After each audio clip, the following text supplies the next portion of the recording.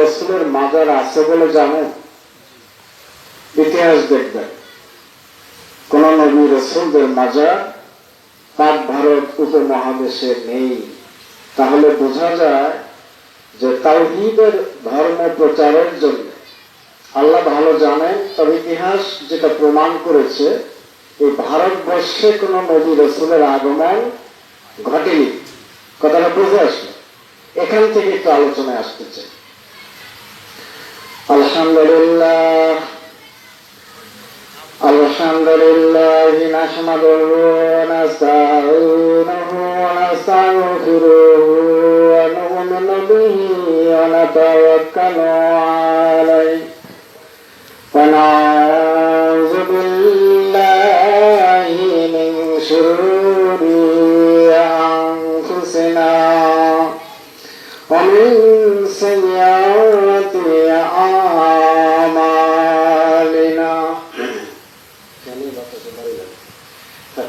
من يهده الله فلا مضل له وما يضلله فلا هادي له ونشهد أن لا إله إلا الله وحده لا شريك له ونشهد أن سيدنا ونبينا وحبيبنا ومرشدنا ومولانا محمد صلى الله تعالى عليه وعلى آله وأهل بيته وصحابه وأهل برسوله وعلماء أهل سنته أجمعين.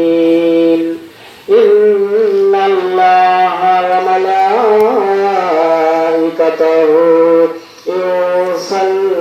يصلون على النبي يا أيها الذين آمنوا صلوا عليه وسلموا تسليما.